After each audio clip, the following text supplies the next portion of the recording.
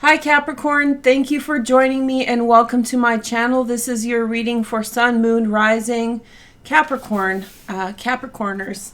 Thank you for joining me today. My name's Veroosh and this is your September, January, June 24th full moon reading for the moon in the sign of Capricorn.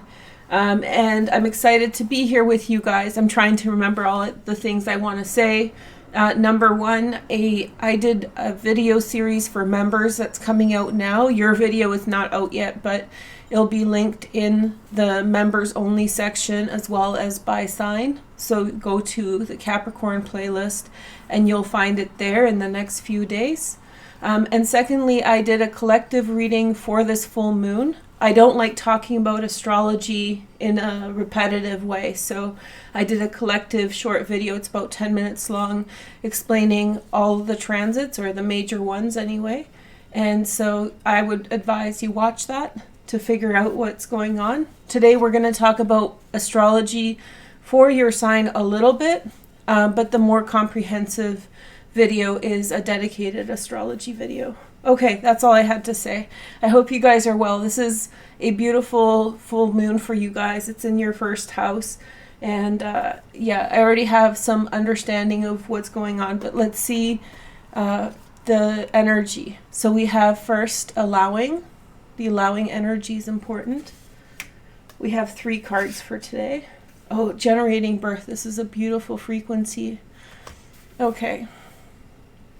And then the third card is home. Home. Frequency. Okay. I feel as though this is in alignment with my understanding of what's coming in for you. However, it's a little bit more fine-tuned than what I thought. So generally, I just thought that it's a time for you to soften up, Capricorn. It's time for you to get grounded and more... less determined with regard to projects or goals or just trying to meet aspirations, and more focus on the relationships that are around you. And so these cards are confirming this by saying it's time for you to open yourself up to the direction of home, to the direction of family. Look towards those people in your life that matter and think about them through the full moon and the subsequent several weeks or months. This is the frequency that's being opened. This is the frequency that is powerful for you at this time. You will gain the most by connecting with people from the home, from the family, and all these types of energies. Now I can see astrologically why that is, because the sun has just moved into Cancer, which is your 7th house. And so the emphasis on partnership, relationships, close-knit relationships, those one-on-one relationships, is more powerful than ever. Also, you've gone through Venus, through your 7th house of partnership for the last month. She'll stay there until the 27th of June. And before that, Mars was in Cancer. So you've already had a lot of stimuli with regard to relationships, your closest relationships, and a lot of things have been stimulated by these transits, and now you're being called upon to open up, to go in that energy, to gather all the information you've gained through these transits being there. So has anybody contacted you? Have you had heart-to-hearts with people? Have new relationship plateaus been reached? That kind of thing. All of those things could have happened during this time, and definitely now that the sun is here. Anyway, one of my favorite transits for love is when the sun is on the descendant. So this is a wonderful time if you're single to meet somebody actually with this full moon. I could very well see you getting picked out from a crowd. So if you're single and you're wanting love, this might be a good time to be in public spaces where you could actually meet somebody, okay? The full moon happens in your 1st house at 3 degrees of Capricorn. And that's a beautiful transit for everybody, and especially those of you who have their sun, moon, or rising in the 1st degrees of Capricorn or end of Sagittarius. There's other angles that are really highlighted. Pluto in Capricorn is opposing Venus in Cancer in the 7th house. This is the push on you to be soft, to be gentle, to open yourself up, to take yourself out of your own path of ambition and trying to reach for success at this time, and really turn towards people you love and make those connections. Also, there is another opposition that's in Aquarius, that with your ruler Saturn and Mars. Okay, Saturn is in Aquarius, your 2nd house. This has to do with your resources and your money. And Mars is now in the 8th house in Leo.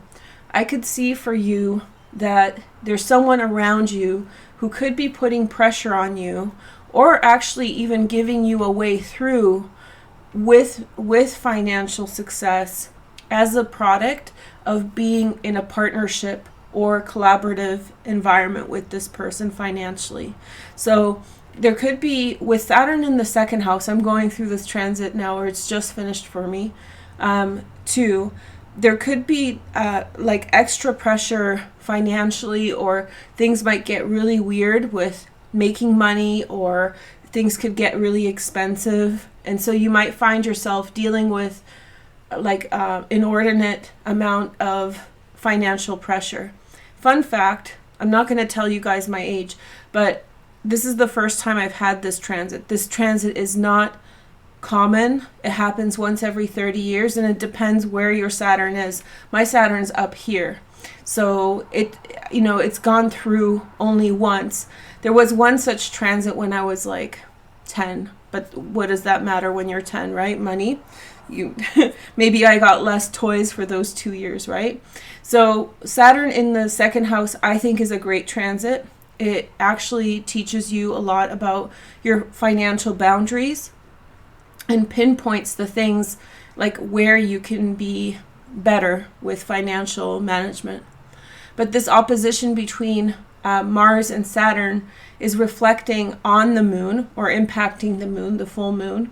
And so there could be a situation in which you feel financially vulnerable, but someone around you is applying pressure or success, or guiding you towards a collaborative environment.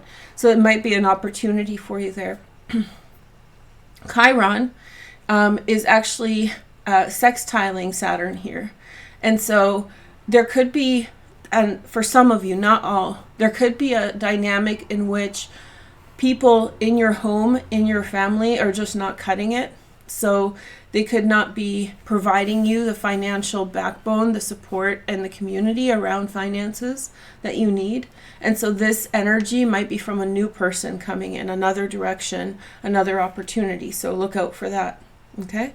The other aspect is that Uranus in your 5th house is squaring this opposition. And so therefore, you may feel as though there's other things that are pulling you in other directions at this time, specifically wanting to go on vacation, wanting to have fun. There might be other distractions around that could be overshadowing these opportunities. So make sure that the financial opportunities you're paying attention to them, and pay attention to this, because this transit only happens once every 18 months, and it's not going to happen again, like I said, probably for the rest of your life, or for the next at least 30 or 40 years. So there you go. It's an opportunity for change. And let me summarize it a bit, because I jumped around a little bit much. So basically, there could be someone coming into your environment and offering a different direction financially, a new opportunity financially. And so therefore, be attentive to the people around you, to the relationships around you, because you might be getting a clue as to which way to go, and especially at a time when you might feel more financially strapped or vulnerable, right? And don't get distracted by desires, lofty desires wanting to take you left of center, okay? So that's that. Kind of a powerful message. I wasn't expecting it. I'll tell you guys what my message for you was. My message for you was and I love my Capricorns. I'm a Virgo, if you don't know. And my message to you was that you were supposed to be more soft through this time. So I'm not throwing shade, but in terms of those financial dynamics, it's less about figuring it out by yourself and more so about looking to the people around you. Now, with that Chiron sextile that I just told you about, there could be an aspect of people that you already have established relationships with not being available to be that person for you.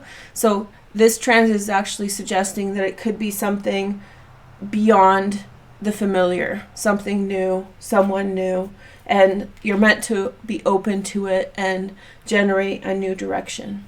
And with this, the download is generating a new home. This could actually mean a new relationship, home being a new family unit, a new connection. So those of you who are single, this is a wonderful transit for you to meet love, to be in love, to make that connection. Okay, so we're looking for the Devil as your card. And then I'll do the spread for you guys. It's a really nice spread, but I don't get complaints about looking for the cards. So I guess you guys don't mind me shuffling through the cards to find your I call it a designator card, but it's really there's a specific word for it. And whenever I'm on film, I want to forget it. It's happened to me twice now. But anyway, so your card,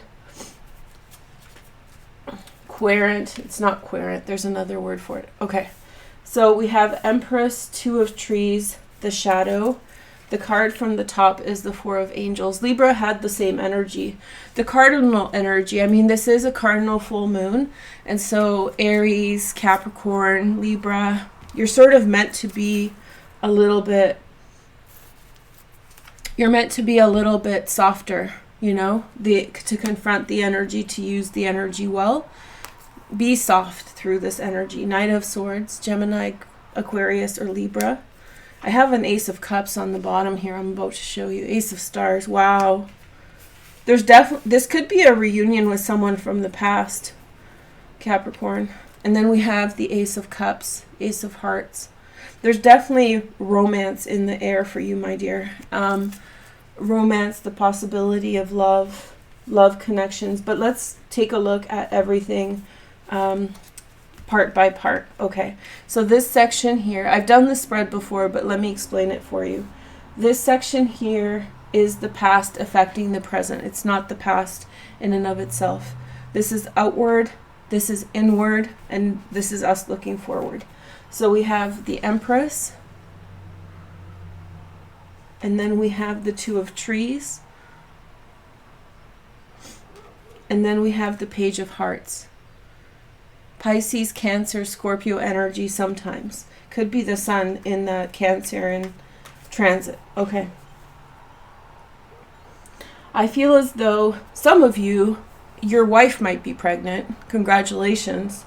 And so you might have a water sign child coming through at some point. So this looks really, really promising. She might have not told you yet. So if that's the case, this is wonderful energy. For the rest of you who don't have a wife, who may not be pregnant, there's an energy here of beginning something new. It's already started for you. It might be initiated by a mother energy or a sister energy, or maybe your feminine, divine feminine energy. Maybe you've been guided to make it. And so I feel as though you've been working through an idea for some time. And like working it through different possibilities. Oh, it could work this way, or it could work that way. Just kind of trying to figure out different ways of making it work.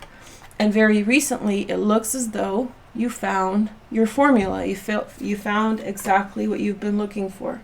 So this is very exciting. This is going to influence a lot of time moving forward. So this is coming through as a huge positive in this reading. Up here is the Four of Angels that I was kind of mentioning with the Libra comment and the cardinal energy. With such a big full moon and with Pluto opposing Venus and just a few weeks ago opposing Mars, you might be feeling more tired than usual and overstimulated more so than tired. You may have had a lot of people come through to you with their opinions, with their questions, and so forth. And so you've been possibly inundated with confrontations. And I don't mean fighting or negative ones, but more people wanting a more than a pleasantry response from you. They want you to participate with them in different relationship conversations. Relationships can be business relationships, love relationships, and so forth. And so frankly, like all cardinal signs, this is a very good full moon for rest. This is a very good full moon to do the things you need to do, but also take some time off. Below the surface, look at this. You have a new relationship. New love is starting. Now, if you're single, like a Pringle, then maybe this is starting in your heart. So embrace the openness of that possibility. I forgot to mention in the intro, I did a meditation for the summer solstice, but you can use it anytime. It's called a sunrise guided meditation. And I think this is the kind of frequency that will really help you here. So if you feel like blockages from not being in love or from kind of being shut down in terms of love, this is the frequency you want to address, and you want to open up as much as possible at this time to let the sun shine in, as they say in that Age of Aquarius song. Okay, so we have 3 of Hearts moving forward. That's a reunion card. And this makes me think that this Knight of Swords, Gemini, Aquarius, or Libra. Sorry, I have plants. Sorry about my nail. So anyway, the Knight of Swords could be someone from the past. They may be a man or a woman, depending on your circumstances. This could be an energetic ex business associate or coworker who's coming back in and offering you something new. This is the Ace of Wands. So I feel as though there's like someone energetically coming towards you with a wonderful idea that's going to give you a breakthrough or change things up. A lot's going to happen in your 8th house over the next month, especially in July. Mars is in Leo already, and Venus will be in Leo, like I said, at the end of June on the 27th. They're going to form a conjunction in Leo on the 13th of July, which is a very, it's once every couple years sort of transit. The last transit happened in 2019, and the next 2 transits will happen in 2022 in January and February, as Venus goes retrograde in the sign of Capricorn and Aquarius. Capricorn and Aquarius over here. And so I think she goes retrograde in Capricorn, and then they'll meet up again in Aquarius. That's what's happening. But anyway, so they're rarely together, semi-rarely, and it's very lucky when they are. Love really goes our way. Opportunities flow our way. And so this could be, these cards, this energy could be a preamble to that frequency on the horizon for you, just around the corner in July. Okay? So just to summarize, it looks like you have a new idea. This person could be a catalyst for you to break apart and go a different direction. It looks very promising with the Ace of Wands. Right now it's the time for rest, so don't put too much worry into what it is and how to deal with it, and open your heart. And as you open your heart, new people will come in, whether it's for business or love. It's a very lucky time. Okay, so let me roll the dice for you guys to give more highlights into what kind of transits we could be dealing with. So we have Scorpio energy. Scorpio's energy is really nice for you. Scorpio's unexpected through this full moon, and so that's actually a very favorable thing as a complement to your energy. So they may be more open and available for you to communicate. The other sign is Pisces, and that's where Jupiter is in the 3rd house. This could mean a Pisces person, sun, moon, and rising, but it could also mean luck from Jupiter coming into your life. So look at this. You have more signs of close relationships. 11th house. In your chart, 11th house is the sign of Scorpio. Here, I'll show you right there. That's the 11th house. And so like we said, there could be friendship coming your way and the energy of Mars. So masculine energy in the 11th house of friendship. So look to your friends, and if you have a Scorpio male friend or like a male energy friend, then this might be the way you should be looking to for information from. This person feels very energetic, high frequency, and excitable, and I feel like this person is really excited about something. So maybe it's time for you to be excited too. Okay, so let's take a look at these cards. I made these cards several years ago. They're cosmic oracle cards. They're just fun, and we have the Aster, Guardian, Soulmate, Sympathy, Sleep, and Heed Your Guidance. I feel as though people will come in with special messages for you, to help you, to guide you, to give you insight towards which direction to go. Your main thing is rest and open your heart, and you will do so well through this full moon. Don't worry about it, and be kind. You're always kind anyway. Take care. Bye. Happy full moon.